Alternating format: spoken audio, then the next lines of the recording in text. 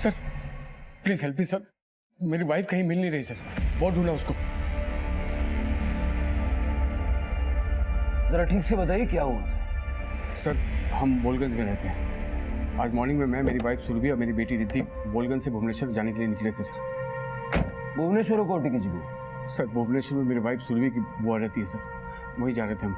सुबह गोविंदा मार्केट से गुजर रहे थे तो मेरी बेटी को भूख लगी तो उसने कहा कि मुझे कुछ खाना है, तो मैंने गाड़ी रोका और रिद्धि के लिए बिस्किट्स वगैरह लेने शॉप पे गया।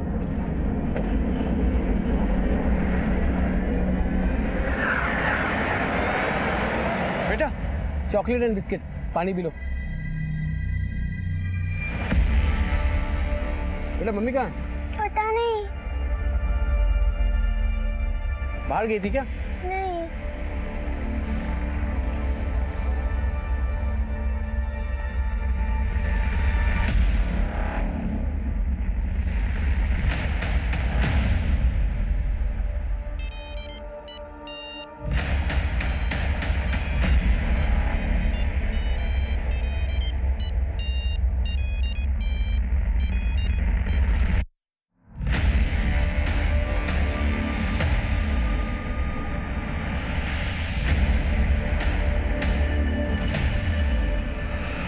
लेकिन गोविंदा मार्केट में तो सुबह से काफी भीड़ भाड़ रहती है, ऐसे कोई कैसे गायब हो सकता है? सर मैं खुद इस बात से हैरान हूँ सर। सर प्लीज कुछ पता कीजिए सर, प्लीज।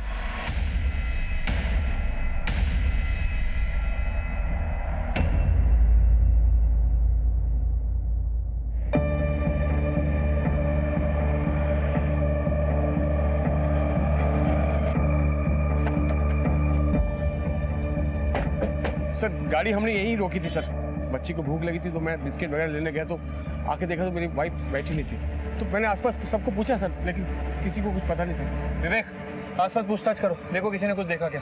वक्त क्या हो रहा था उस समय? सर करीबन सुबह के 7 बजे होंगे। 7? हाँ। आइए।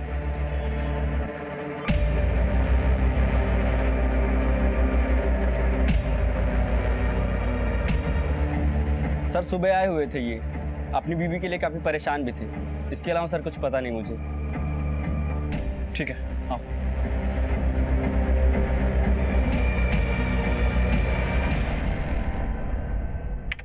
सर सुबह 7:13 पर इसकी कार यहाँ आके रुकती है। ये देखिए सर।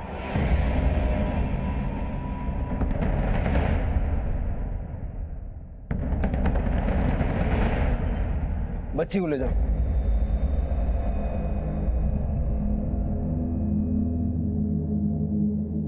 सुना है बहुत हंगामा मचा दिया तूने, बड़े बाजार में सबको यकीन दिला दिया कि तेरी बीवी गायब हो गई। चाल बहुत अच्छी थी लेकिन कामयाब नहीं हुई।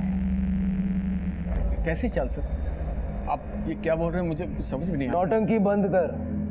जब तू गोविंदा आया तेरी गाड़ी में तेरी बीवी थी नहीं। अभी ये पुलिस के पास मिसिंग कंप्लेंट लिखवाने के लिए आ गया। क्या किया अपनी बीवी के साथ? सर मैं झूठ नहीं बोल रहा सर, वो गाड़ी में बैठी थी सर। आप ये कैसी बात कर रहे हैं? गोविंदा में जहां तूने गाड़ी रोकी थी वहां का सीसीटीवी फुटेज हमने चेक किया। अब एक भी झूठ बोला ना तो ऐसा सर ये आप क्या कर रहे हैं सर?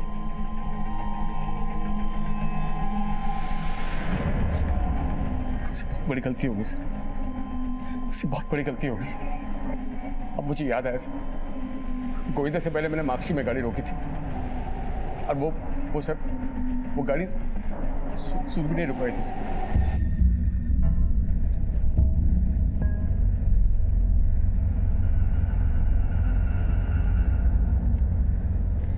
अभिनव गाड़ी रोको, मैं आती हूँ। मैं थोड़ा सा नींद में था सर, मैंने सिर्फ गाड़ी के दरवाजे बंद होने की आवाज़ सुनी, मुझे लगा कि गाड़ी में बैठ गई सुरभि। गौतम ये माकची से गोविंदा 26-27 किलोमीटर होगा ना? सर 30 किलोमीटर से कम नहीं है। 30 किलोमीटर। और ये बोल रहा है कि 30 किलोमीटर तक इसे रियलाइज नहीं हुआ इसकी बीवी गाड़ी में है या नहीं। क्या करें इसका? सर कहो तो इसकी धुनाई कर दूं, सब कुछ सच बोलने सर लगेगा। आप लोग मेरी बात का यकीन क्यों नहीं करते सर? ट्रस्ट मी सर, मैं झूठ नहीं बोल रहा, मुझे मेरी बीवी की फिक्र है सर। सुबह के 4 से 5 बजे होंगे जब मैं माक्सी में गाड़ी रोकी थी सर। इतने सुनसान अकेले वो। सर मुझे मेरे बीवी की फिक्र है सर, प्लीज उसका पता लगाइए सर।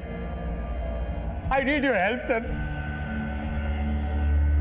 मैं झूठ नहीं बोल रहा सर, मैं झूठ नहीं बोल रहा। बेटा तुम लोग जब कार से आ रहे थे मम्मी थी? हाँ, बेटा जब मम्मी गाड़ी में थी तो कहाँ चली गई? मुझे पता नहीं, मैं तो सो रही थी। फिर मैं उठी, फिर मुझे भूख लगी।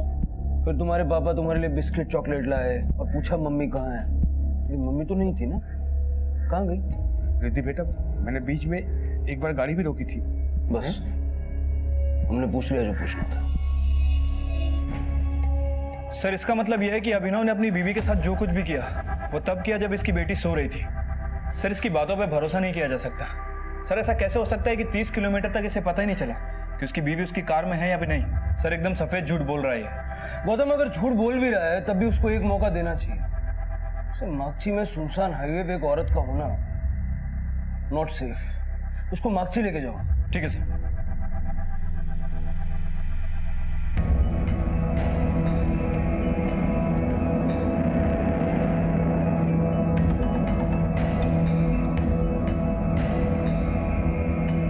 कुछ याद आया?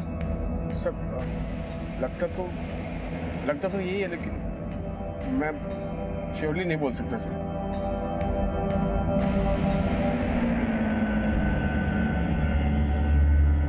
सर वो शायद वो आगे मैंने गाड़ी रोकी थी सर एक बार। पक्का? हाँ रोको यहाँ पे।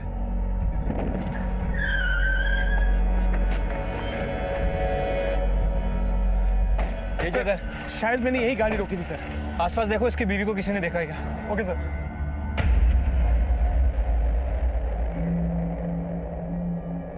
क्या इस औरत को सुबह 4:30-5 बजे के करीब यहाँ देखा था? सर हम लोग तो यहाँ 6 बजे के बाद आते हैं। उस समय तक यहाँ पर ऐसी किसी औरत को नहीं देखा हमने।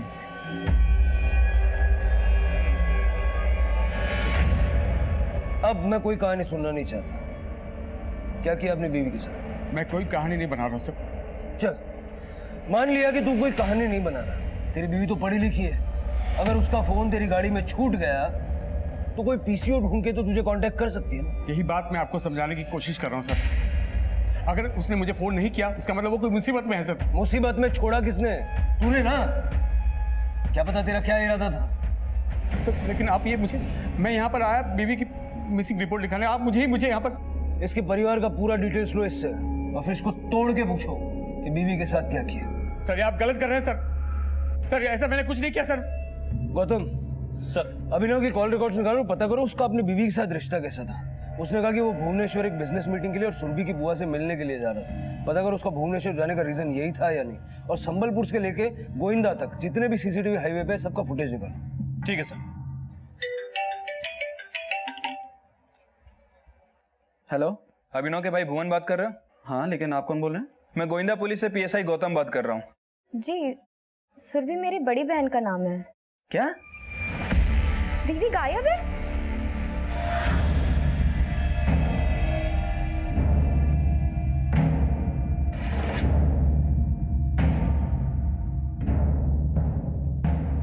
सुरभि एक पढ़ी लिखी समझदार औरत थी जिसने अब तक न अपने पति और न ही किसी रिश्तेदार से संपर्क किया था। लेकिन वो गायब कहाँ थी? पुलिस उसको ढूंढने के लिए हर संभव प्रयास कर रही थी, लेकिन उसका मिलना नामुमकिन सा लग रहा था।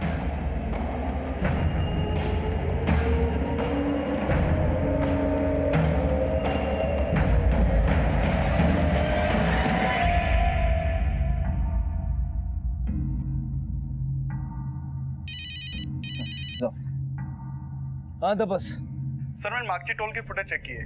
बोलगंज से वापस आते वक्त अभिनव की गाड़ी ने करीब 4 बजे मागची टोल क्रॉस किया था। उस वक्त गाड़ी में अभिनव, उसकी बीवी सुरभि और बेटी रिद्धि तीनों मौजूद थे। और सुरभि मागची से गोविंदा के बीच कहीं गायब हुई। एक काम करो, मागची से लेके गोविंदा तक का स्ट्रेच अच्छे से चेक करो। आप सुरभि की बुआ जी हैं? हाँ जी। हमें पता चला है कि सुरभि अपनी बेटी और अपने पति के साथ यहाँ आपसे मिलने आने वाली थी, लेकिन उसके पति अभिनव ने उसकी मिसिंग कंप्लेंट की है। हमें लगता है कि सुरभि के गायब होने में अभिनव का ही हाथ है। सर आपको जरूर कोई गलत फहमी हो रही है। भैया से भूल हो सकती है लेकिन वो भाभी के साथ कुछ गलत नहीं कर सकते। तुम अपने भाई के बात का यकीन आसानी से कर सकते हो, हम नहीं। 30 किलोमीटर तक उसने रियलाइज नहीं किया कि उसकी बीवी गाड़ी में है या नहीं। उसको भूल बोल रहे हो तुम? सर भैया ऐसा कर सकते, और काम की धुन में उन्हें आगे पीछे का कुछ दिखाई नहीं देता है। वो तो पहले भी ऐसा कर चुके।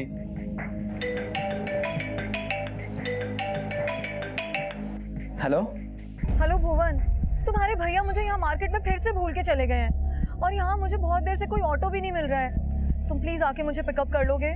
सर भैया भुलक्कड़ स्वभाव के, उनसे भूल हो सकती है लेकिन वो कोई क्राइम नहीं कर सकते। वो अपनी वाइफ और बेटी से बहुत प्यार करते हैं। सर प्लीज उन्हें छोड़ दीजिए। अब तुम्हारे भैया ने ये सब भूल से किया या सोच समझ के किया, जब तक पता नहीं लग जाता उसे छोड़ नहीं सकते। सर लेकिन भैया के साथ तो रिद्धि भी थी। रिद्धि को हमने उसकी मौसी काव्या के यहाँ भेज दिया। Don't worry about. मैं भैया से एक बार मिल सकता हूँ क्या? भैया आप ऐसी लापरवाही कैसे कर सकते हैं? आप भाभी को ऐसे बीच रास्ते में छोड़ा है। मुझसे बहुत बड़ी गलती हो गई मोहन। मैं अपने धुन में इतना खोया हुआ था कि मुझे कुछ पता ही नहीं चला। लेकिन जैसे लोग सोच रहे ना, ऐसा कुछ नहीं है मेरे भाई। मैंने कुछ नहीं किया। तू समझ रहा ना मैं क्या कर रहा हूँ? मैं कुछ नहीं किया। जाहिर है कि अभिनव का भाई उसके फेवर में ही बोलेगा। सुरभि की बुआ का क्या कहना? सर बुआ ने भी अभिनव के ऊपर शक नहीं जताया। हाँ, लेकिन उन्हें इस बात का पता नहीं था कि सुरभि और अभिनव उनसे मिलने भुवनेश्वर आने वाले। मतलब अभिनव ने झूठ बोला? हाँ सर, लेकिन सर अभिनव की भुवनेश्वर में बिजनेस मीटिंग कंफर्म थी। ये भी उसकी कोई ना कोई तो चाल है। सुरभि के साथ जो कुछ हुआ वो मागची और गोविंदा के बीच हुआ। हो सकता है कि उसको मार के उसकी बॉडी के डंप कर दी हो। हर पॉसिबिलिटी चेक करो। ठीक है सर। सुरभि किस हाल में होगी यह भी रहस्य बना हुआ था, पर अभिनव कोई साजिश कर रहा था या उसने भूल से सुरभि को छोड़ा था, ये राज अब भी सुरभि की तलाश पर ही निर्भर करता था।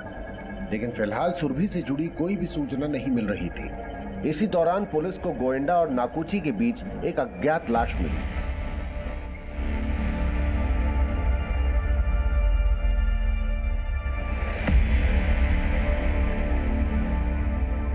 सर कुछ टाइम से अभिनव का बिजनेस अच्छा नहीं चल रहा था और तब से वो बहुत परेशान रहने लगा था और इसी वजह से उन दोनों में झगड़े होने लगे थे। किस तरह के झगड़े? अब सर किसी के घर के अंदर तो झांक के देखा नहीं जा सकता, लेकिन मुझे तो लगता है उन दोनों के झगड़े के पीछे अभिनव के भाई भुवन का हाथ है। बट भुवन कैसे हो सकता है? अब सर ये तो आपको अभिनव ही बता सकता है। वैसे शादी के कुछ समय बाद ही अभिनव ने खुद से भुवन को अलग कर दिया था। और अब सुरभि गायब है। सर अभिनव और सुरभि के बीच झगड़े उनकी बेटी के पैदा होने के बाद शुरू हुए। मुझे लगता है सर झगड़े की वजह माँ और बेटी की बीमारी हो सकती है। सर जब रिद्धि का जन्म होने वाला था तब हमें पता चला कि सुरभि भाभी को हीमोफीलिया है। फिर रिद्धि को भी हीमोफीलिया हो गया, जिस कारण से उनके ब्लड प्लेटलेट्स अक्सर कम रहते हैं। और सर ये बीमारी ऐसी कि अगर एक बार कोई चोट या खरोच लग जाए तो खून रुकना बंद नहीं होता। मतलब इलाज का खर्चा रेगुलर, और अभिनव का बिजनेस भी ठीक नहीं चल रहा था। काफी तंग आ गया होगा ना अभिनव? सर भैया परेशान तो बहुत रहते थे, लेकिन इस वजह से कभी भैया और भाभी के बीच में कोई लड़ाई नहीं हुई। लेकिन झगड़े होते थे। सर अगर किसी इंसान की कमाई कम और खर्चे ज्यादा हो तो उसका फोकस फैमिली से हट के काम पे ही हो जाता है, और जबकि रिद्धि और भाभी को अच्छी देखभाल की जरूरत थी। अभिनव, तुम मेरी दवाइयाँ ले आए? अभिनव मैंने तुम्हें टेक्स्ट किया था, तुम मेरी और रिद्धि की दवाइयाँ लाए कि नहीं लाए? तुमको जो कुछ मंगाना है वो भुवन को बता दो, वो ले आएगा। ठीक है? सब कुछ भुवन करेगा तो फिर तुम क्या करोगे? काम, तभी तो तुम्हारी दवाई का खर्च पूरा होगा। अगर तुमने पहले से अपना ध्यान दिया होता तो तुम्हारी ये बीमारी रिद्धि को नहीं लगती। रिद्धि के जन्म से पहले ही हमें पता था कि मुझे ये बीमारी है, फिर भी बच्चा तुम्हें चाहिए था मुझे, लेकिन मुझे नहीं पता कि तुम्हारी वजह से उसको हीमोफीलिया हो जाएगा। नहीं पता था मुझे।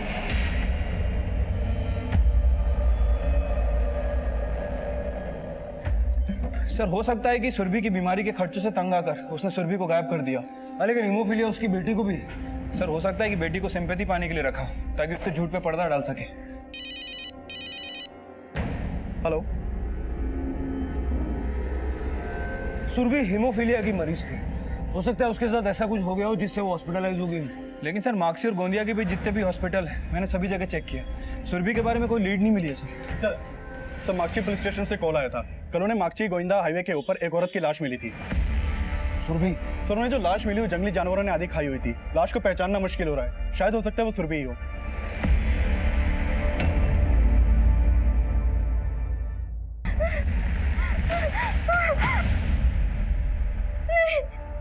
नहीं, ये मेरी बहन नहीं हो सकती है।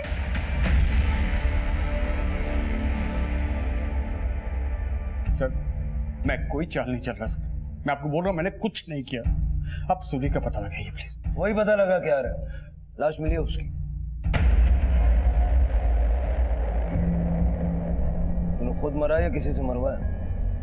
सर क्या बोला? मेरी बीवी, वो मेरी बीवी है सर। ये बीवी बीवी करना बंद कर दे। अगर उसको बीवी मानता ना तो ऐसे बीच सड़क में छोड़ के भागता नहीं। क्या पता तू अपनी बेटी को भी मारना चाहता होगा। क्या बात कर रहे हो? कैसी बात कर रहे सर? आप मेरा विश्वास कीजिए सर, मैं से कुछ नहीं कर सकता। कैसे कर लूं तेरा विश्वास? भुवनेश्वर में उसकी बुआ के वहां लेके जाने वाला था ना, उसकी बुआ को मालूम तक नहीं। तेरा पहले से इरादा था उसको मारने का, और इसीलिए ये बुआ वाला बहाना बना के तूने उसको गाड़ी में बिठाया। मैंने सुरभि को बोला था बुआ को फोन करेगी। ऐसा भद्दा आरोप मुझ पर मत लगाओ सर। मैंने अपनी बीवी को नहीं मारा सर, मैं बहुत प्यार करता हूँ सर। मेरी एक ही गलती हुई सर, मैं हाईवे पे कुछ भूल कर चला है सर, मैंने कुछ नहीं किया।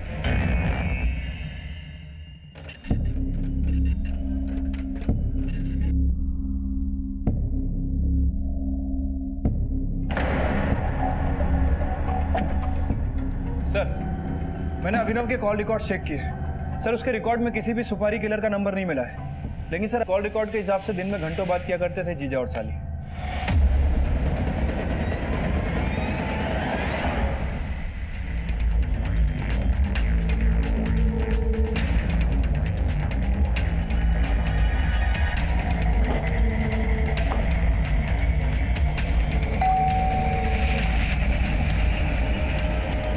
जी सर, हमें काव्या से बात करनी है। चल बोल, कब से चल रहा है तेरा और काव्या का चक्कर? क्या सर? ऐसा कुछ नहीं चल रहा सर, बस वो क्या कि सुरभि मेरे फोन से उससे बात करती थी बस। अच्छा, तो सुरभि ने मोबाइल फोन गेम खेलने के लिए खरीद रखा था? नहीं सर, वो नौटंकी बंद कर, समझा? क्यों मारा सुरभि को?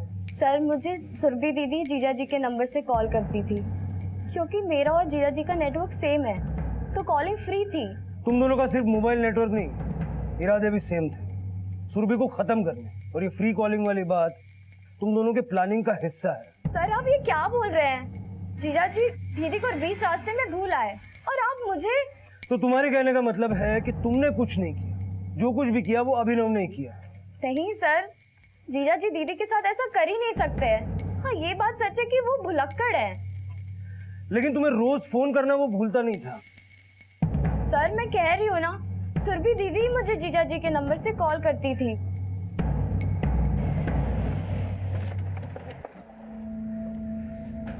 गौतम, लगता है अभिनव और काव्या सोच के बैठे कि अगर फंस गए तो क्या बोलना है। काव्या के कॉल रिकॉर्ड निकलो। हो सकता है कि अभिनव ने नहीं बल्कि काव्या ने उस कॉन्ट्रैक्ट किलर को हायर किया। ठीक है सर।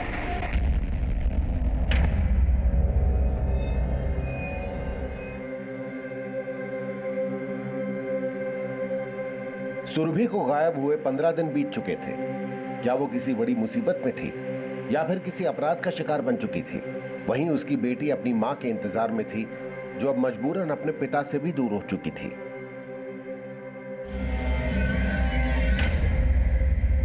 सर, काव्या का पति प्रतीक आया है, वो आपको कुछ बताना चाहता है। भेजो। Okay sir. सर मैं मर्चेंट नेवी में जॉब करता हूँ, 6 महीने घर पर रहता हूँ और 6 महीने ड्यूटी पर। मुझे हमेशा से शक था कि मेरी बीवी काव्या का अफेयर किसी ना किसी के साथ जरूर होगा, लेकिन मुझे अंदाजा भी नहीं था कि उसका अफेयर उसी के जीजा अभिनव से होगा। तो जैसे आपको शक था, हो सकता है सुरभि को भी शक रहा हो। कभी सुरभि ने इस बारे में आपसे बात करने की कोशिश की? सर मेरी काव्या की बहन से कोई बोलचाल नहीं थी। मुझे तो लगता था कि वो भी ऐसी ही होगी जैसी काव्या थी। क्या मतलब? मतलब सर सुरभि भी कम नहीं थी। मुझे तो लगता था कि उसका भी अभिनव के भाई भुवन से कुछ ना कुछ चक्कर जरूर होगा, और इसलिए तो दोनों भाई अलग रहते थे।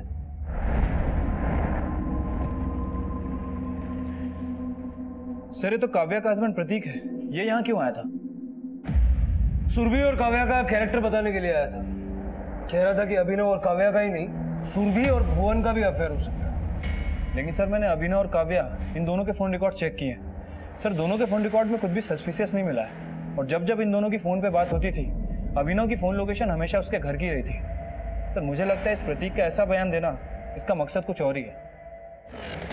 क्या मकसद उसका? सर काव्या और सुरभि के पेरेंट्स की डेथ के बाद उनकी बुआ उनके फादर के घर में ही रहने लगी थी सर। उसी दौरान बुआ ने यह कहा था कि उनकी मौत के बाद वो घर दोनों दामादों के नाम कर देंगी।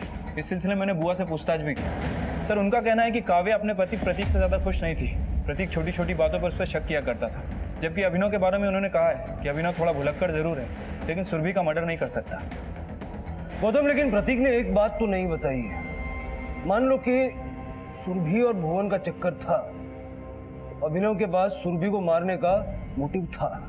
सर मोटिव तो हो सकता है, क्योंकि जब मैंने पड़ोसी से पूछताछ की तो उन लोगों ने भी भुवन की तरफ इशारा किया था। और सर अभिनव और सुरभि की शादी के बाद ये भुवन उनसे अलग भी रहने लगा था। पता लगा ये भुवन अलग क्यों रहने लगा था, और भुवन और सुरभि के अफेयर की बात में सच्चाई कितनी? ठीक है सर।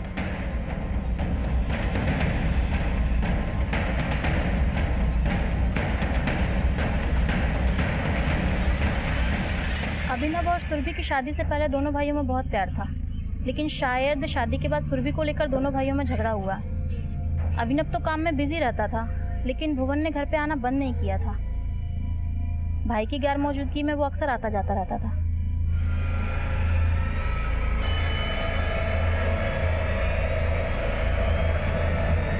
सर आप ऐसा सोच भी कैसे सकते? भैया के पास टाइम नहीं रहता था और भाभी और रिद्धि की तबीयत खराब रहती थी, इसीलिए मैं उनकी देखभाल के लिए वहां आता जाता था। वैसे आ जाके देखभाल करने में तो काफी परेशानी होती होगी, अलग रहने के लिए क्यों चले गए? सर मैं सिविल सर्विसेज के एग्जाम्स की तैयारी कर रहा हूँ। रिद्धि के जन्म के बाद मैं अपनी पढ़ाई पे कंसंट्रेट नहीं कर पाता था, इसीलिए मैं उनसे अलग रहने लगा। जबकि भैया और भाभी तो चाहते भी नहीं थे कि मैं उनसे अलग रहूं।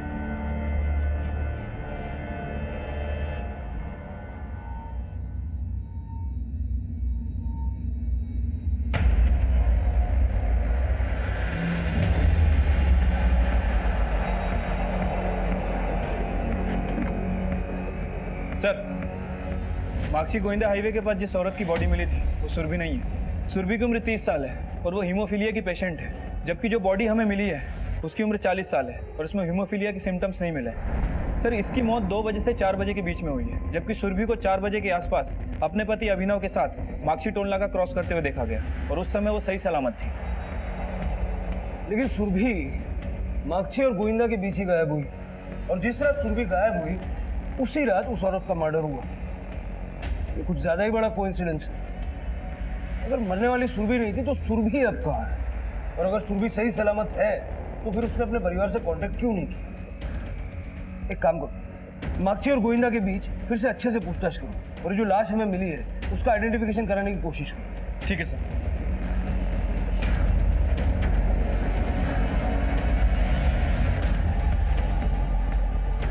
सुरभि अब कहां थी, ये रहस्य अब और भी गहरा होता जा रहा था। और सुरभि के गायब होने से अब इस केस में ऐसे सवाल खड़े होने वाले थे जो पुलिस की थ्योरी में 180 डिग्री का घुमाव लाने वाले थे। हेलो सर, मैं बोलगंज पुलिस स्टेशन से सब इंस्पेक्टर जीवन बोल रहा हूँ। जी कहिए। सर मुझे सुरभि के मिसिंग केस के बारे में पता चला तो सोचा आपसे बात करूं। कुछ साल पहले सुरभि ने अपने पति अभिनव के खिलाफ डोमेस्टिक वायलेंस का केस फाइल किया था। उसके बाद हमने उसके पति को अरेस्ट भी किया, बट उसने तुरंत केस वापस भी ले लिया। सुरभि जी, जब आपको केस वापस ही लेना था तो आपने अपने पति के खिलाफ केस फाइल ही क्यों किया? सर मैं सिर्फ अभिनव को सबक सिखाना चाहती थी कि मैं कोई अबला नारी नहीं हूँ। आपको अंदाजा भी है आपके केस वापस लेने के बाद वो आप पर मानहानि का मुकदमा कर सकता है। सर ना तो उसके पास इतना वक्त है और ना ही ये सब करने के लिए दिमाग। बस मैं चाहती हूँ कि वो मुझ पर फिर से हावी ना हो। गौतम, अगर अभिनव को नीचा दिखाने के लिए सुरभि झूठी पुलिस कंप्लेंट फाइल कर सकती है तो अभिनव से हमेशा के लिए छुटकारा पाने के लिए कोई बड़ा गेम भी खेल सकती है। सर मैं कुछ समझा नहीं। काव्या के पति ने हमें बताया कि सुरभि और भुवन का चक्कर हो सकता है। पड़ोसियों से भी हमें ऐसी बातें सुनने को मिली। हो सकता है कि किसी औरत का मर्डर करवा के सुरभि उसे अपना मर्डर दिखाना चाहती हो। हाँ तो बस। तो जिस रात उस अज्ञात औरत का मर्डर हुआ था उसकी अगली सुबह वहीं पास के पुलिस स्टेशन में एक कमला नाम की औरत की मिसिंग रिपोर्ट फाइल की गई थी। सर कमला प्रोस्टिट्यूट थी और कमला की मिसिंग रिपोर्ट उसकी 16 साल की बेटी और उसके पड़ोसियों ने करवाई थी। जो लाश हमें मिली है उसका डीएनए कमला की बेटी से मैच करवा के दे और इस कमला के बारे में सब कुछ पता करो। उसका कनेक्शन सुरभि मिसिंग केस से हो सकता है। Okay sir. गौतम, पूरे चांसेस हैं कि इस कमला नाम की प्रोस्टिट्यूट का मर्डर करवा के सुरभि उसे अपना मर्डर दिखाना चाहती है। अभिनव ने बताया था कि सुरभि उसकी बुआ को फोन करके बताने वाली थी कि वो लोग भुवनेश्वर आ रहे हैं, लेकिन सुरभि ने ऐसा किया नहीं था। हो सकता है कि अभिनव के भुलक्कड़ स्वभाव का फायदा उठा के उसी ने मागची के पास गाड़ी रुकवाई। मैं आती हूँ।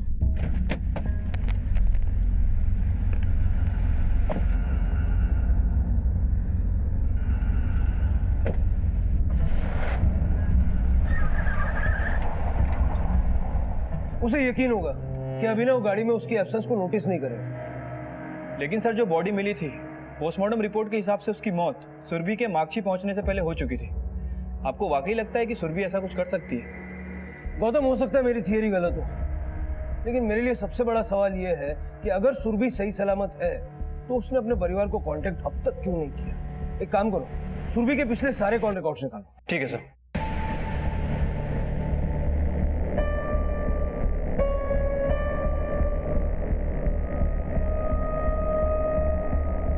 सर पहले आपने बोला कि मैंने सुरभि को मार दिया, अब आप ये बोल रहे हैं कि सुरभि ने किसी और औरत को मरवा के ये साबित करने की कोशिश करी कि वो जिंदा नहीं है। लेकिन उसने तुम्हारे खिलाफ डोमेस्टिक वायलेंस की झूठी कंप्लेंट भी लिखवाई थी। हाँ, क्योंकि वो मुझसे गुस्सा थी सर, लेकिन जैसा आप सोच रहे हैं ऐसा कुछ नहीं है सर। तुम्हें भी ऐसा ही लगता है? हाँ सर, भाभी ऐसा नहीं कर सकती। अगर ऐसा कर नहीं सकती तो फिर गायब क्यों? सर सुरभि के कॉल रिकॉर्ड में कुछ भी सस्पिशियस नहीं मिला है, लेकिन सर एक बात तो कंफर्म है, अभिनव से ज्यादा भुवन से बात करती है।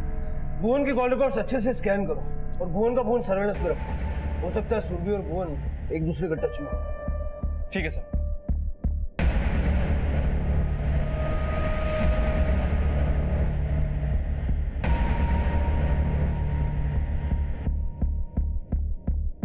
सुरभि का गायब होना सुरभि के चरित्र और भूमिका पर कई सवाल खड़े कर रहा था, पर हकीकत क्या वाकई ऐसी ही थी जैसा अनुमान लगाया जा रहा था?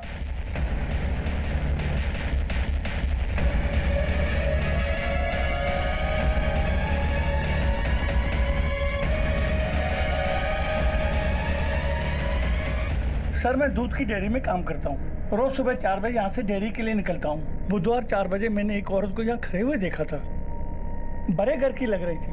क्या यही औरत थी वो? सुरभि की पहचान की उसने? सर उस आदमी ने उसका चेहरा नहीं देखा था। वक्त क्या रहा होगा?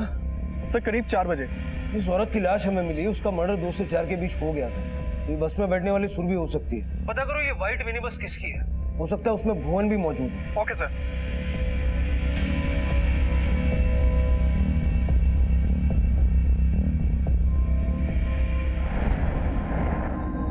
अभिनव, तुम मेरा फोन क्यों नहीं उठा रहे थे? मैंने तुम्हें 12 बार फोन किया। सॉरी, नहीं देखा। सॉरी? किस किस चीज के लिए सॉरी बोलोगे तुम? तुम्हें मेरी और रिद्धि की जरा सी भी परवाह है कि नहीं है? अब लेक्चर मत सुनाओ, अगली बार उठा लूंगा फोन। मैं तो तुम्हें सॉरी बोलने के लायक भी नहीं हूं सर।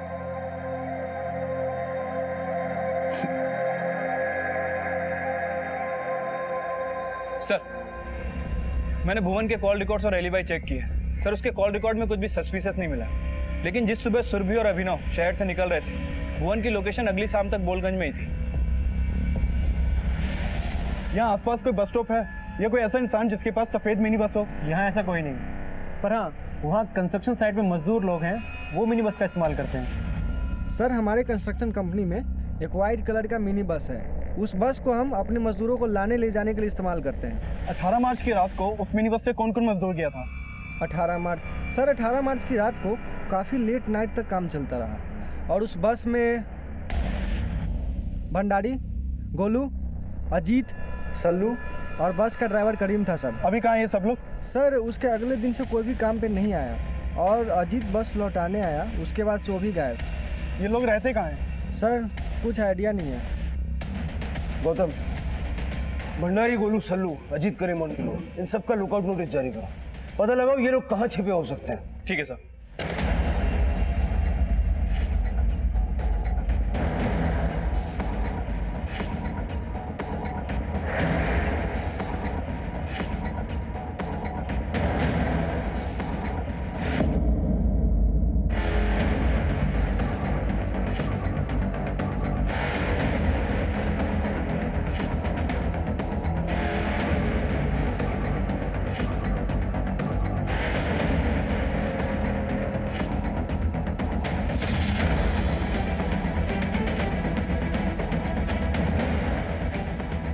इस केस में अब तक 6 संदिग्ध सामने आए थे, लेकिन इस केस में इनकी भूमिका क्या थी, ये राज अब भी उनकी तलाश तक महफूज था और जल्द ही एक सूचना सामने आई। हाँ तपस, ठीक है सर, उन 6 लोगों में से 4 लोगों का पता चल गया है।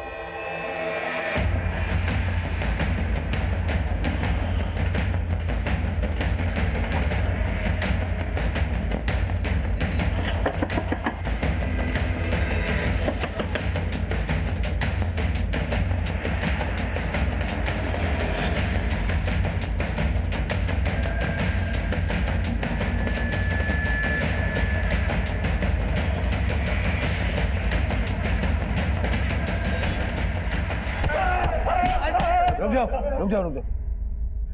बुधवार 18 मार्च की सुबह को एक औरत को तुम्हारी बस में बैठते हुए देखा गया। उसी दिन सुबह एक औरत का मर्डर हुआ और एक औरत गायब हुई। अब मुझे ये बताओ, जिस औरत का मर्डर हुआ वो कौन थी और जो गायब हुई वो कहाँ है? सर आप क्या बोल रहे हैं, हमें तो कुछ भी समझ में नहीं आ रहा। समझ में नहीं आ रहा? अब आ रहा है समझ में? कमला का मर्डर तुम लोगों ने इस औरत के कहने पे किया? नहीं सर, इसके कहने पे नहीं मारा था सर। फिर किसके कहने पे मारा? हम बस कमला को मारना चाहते थे सर, क्योंकि उसने अपने दलालों से हमें पिटवाया था सर। हम उसके रेगुलर कस्टमर थे साहब। उसकी 16 साल की बेटी है, हमें पता चला था साहब। हम बस उसके साथ सोना चाहते थे।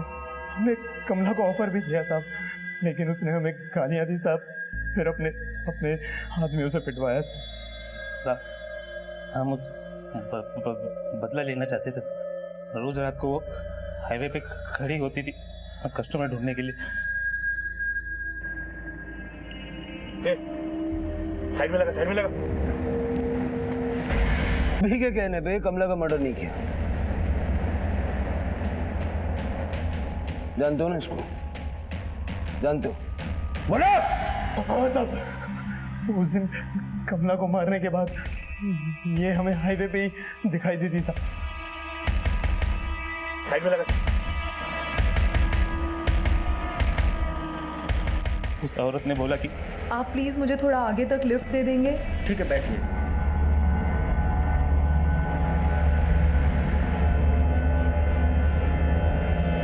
हमने उसकी मदद करने के लिए गाड़ी में बैठाया, लेकिन हम सबने उसके साथ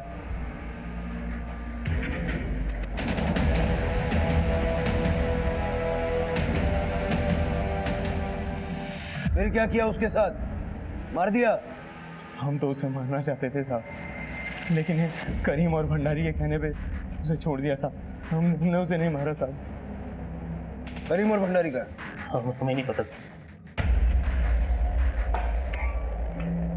सर ये लोग तो बोल रहे हैं कि इन्होंने सुरभि का रेप किया और फिर छोड़ दिया। झूठ बोल रहे हैं। या तो उन्होंने उसे कहीं बेच दिया है, या किडनैप करके कहीं रखा है, या फिर मार के कहीं फेंक दिया। एक काम करो, किसी भी तरह इनसे उगलो, भंडारी और करीम का। कम बैक सुरभि, प्लीज आ जाओ। पापा, आपको पता है जब मैं आपका वेट करती थी और आप नहीं आते थे, तब मम्मा कहती थी कि गॉड से प्रे करो और बोलो कि पापा जल्दी वापस कर आ जाए। मैं गॉड से प्रे करती थी और आप आ जाते थे, इसलिए हम गॉड से प्रे करते हैं। देखना मम्मी भी आ जाएगी। हाँ, मम्मी आ जाएगी, मम्मी आ जाएगी, आ जाएगी। साहब बताता हूँ साहब, भंडारी का हमें नहीं पता साहब, लेकिन करीम का गांव बिलासपुर में है साहब।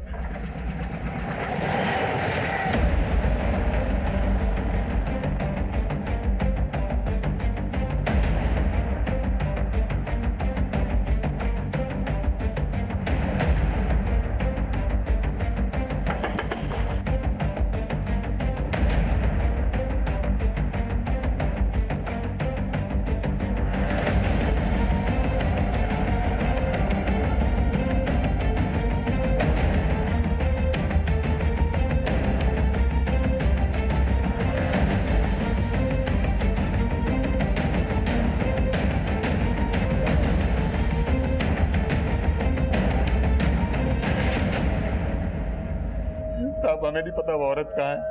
हम तो उसको वहीं छोड़ के चले गए थे अपने बाकी दोस्तों के साथ। ऐसा तो नहीं कि बाकी दोस्तों को छोड़ के फिर उस औरत के पास आए? नहीं साहब, हमने उसके बाद कुछ नहीं किया साहब। हमें नहीं पता वो औरत कहाँ है साहब। सर 6 के 6 को बहुत पीटा, लेकिन सभी का यही कहना है कि सुरभि का रेप किया और उसे जिंदा छोड़ दिया। गौतम, एक हीमोफीलिया की पेशेंट का गैंग रेप होता है, उसकी तो ब्लीडिंग से आधी जान निकल गई होगी। और वो मर गई है तो हमें उसकी लाश क्यों नहीं मिली? और अगर वो जिंदा है तो वो कहाँ है, किस हाल में? गैंग रेप की पीड़िता सुरभि एक बार फिर से ऐसा रहस्य बन गई थी जिसके सिरे भी गुम नजर आ रहे थे। क्या सुरभि फिर से किसी और के अपराध का शिकार हुई थी? क्या वो अब भी अस्तित्व में थी?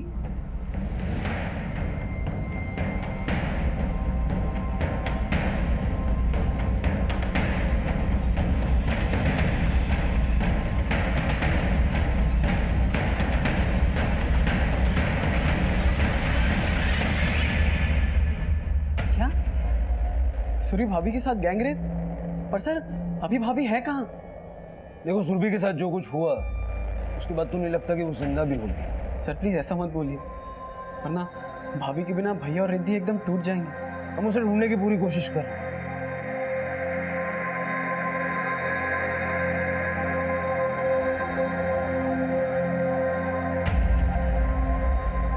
साहब, मुझे इस औरत के बारे में बड़े साहब से बात करनी है। साहब, हम कुमुदपाला में रहते हैं, मजदूर हैं। उस दिन जब हम अपने काम पे जा रहे थे तो सड़क के किनारे ये औरत पड़ी हुई थी। इसकी बहुत हालत खराब थी, इसके कपड़े फटे हुए थे और बहुत खून बह गया था। फिर हम उसे उठा के अपने इलाके में ले गए साहब, उसका इलाज कराया और 2 दिन तक उसको अपने साथ रखा। फिर साहब हम 2 दिन तक उससे पूछते रहे कि वो अपने घर के लोगों के बारे में बताए, कोई टेलीफोन नंबर दे जिससे हम उनको सूचना दे सकें। लेकिन साहब उसने तो कुछ भी नहीं बताया और वो तो जाने लगी। तो फिर हमने उसे थोड़े से पैसे देके वहाँ से भेज दिया, लेकिन आज मालूम पड़ा कि वो नहीं पहुँची। बहुत ताज्जुब हुआ साहब।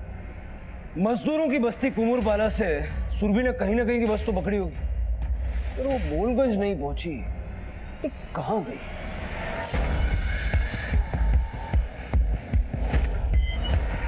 हाँ सर, इस औरत ने कुमुरपाला से बस पकड़ी थी। ये तुम्हारी बस से उतरी कहाँ थी? इतना तो याद नहीं, लेकिन बोलगंज नहीं गई थी। हेलो,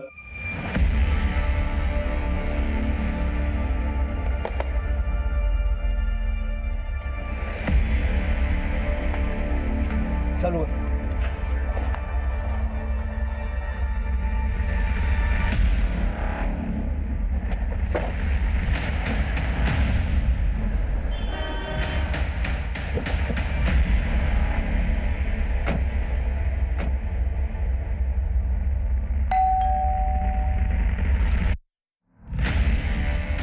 सुरभि, सर अभिनव उस रात सिर्फ मुझे रास्ते पर ही नहीं भूला, बल्कि उसने ये साबित कर दिया कि उसके जीवन में मेरी कोई अहमियत नहीं है। वो पहले भी मुझे रास्ते पे भूल के छोड़ के जा चुका था, लेकिन इस बार उसकी ये भूल मेरे जीवन का अभिशाप बन गई।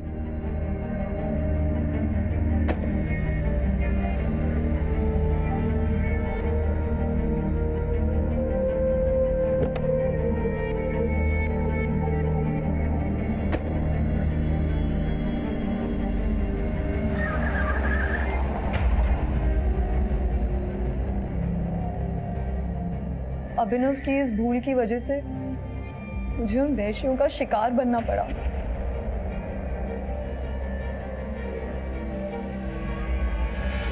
एक कमरे में रहते हुए भी उसे ये पता ही नहीं होता था कि मैं वहां हूं भी कि नहीं। और उस रात भी मैं तो वहां मरी गई होती सर, अगर उन लोगों ने मेरी मदद ना की होती।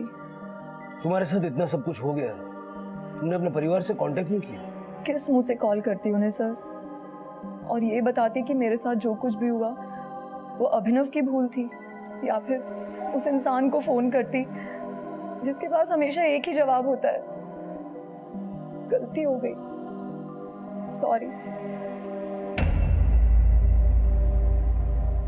जब भी नजदीकी रिश्तों में दूरियों की खाई जगह बनाने लगे तो एक बार ठहर कर ये जरूर सोचना चाहिए, क्या हम अपनों से दूर भाग रहे हैं या खुद से?